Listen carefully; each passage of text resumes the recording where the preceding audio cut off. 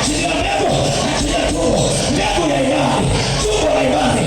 Haya achia, haya achia, haya achia, haya achia, kwa jina la Yesu, kwa damu ya Yesu.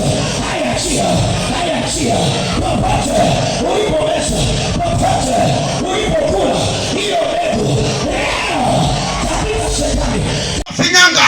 Na mimi ndo niliyewaumba, na mimi ndo niliyewafanya, maana aliye naye mwana ndo ana uchungu, kwa sababu anajua uchungu wa kuzaa. Kwa hiyo Mungu aliwiwa uchungu kwa wanadamu.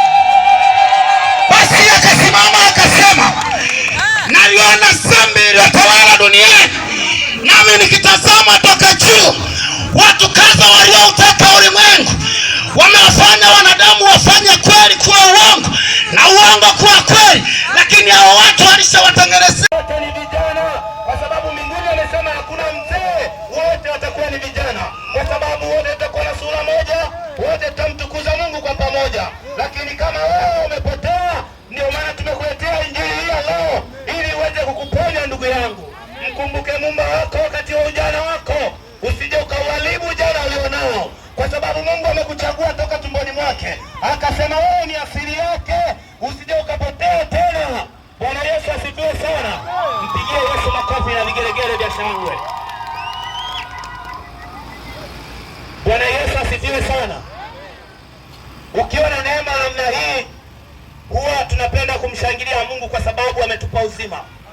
Kuna watu ambao walitamani wawe kama sisi namna hii, lakini imeshindikana. Je, umewahi jiuliza uhai ulionao umempa nini Mungu? Bwana Yesu asifiwe. Injili tunayoihubiri mahali hapa, kama kijana unatakiwa kusoma nini? Neno la Mungu. Neno la Mungu litakusaidia kukupa maarifa. Haleluya. Lakini sio kwa ajili ya vijana tu jamani, hata wazee someni neno la Mungu ili uzee wenu muumalize vizuri.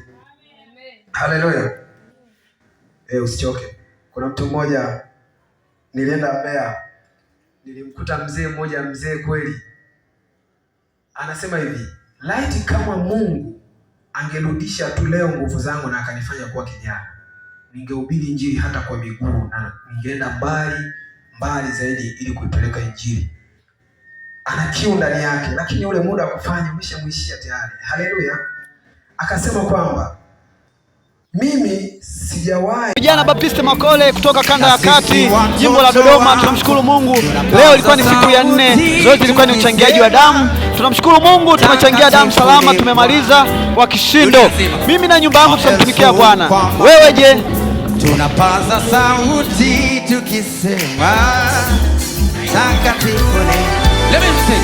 Majeshi ya malaika yanapaza sauti yakisema takatifu ni Bwana.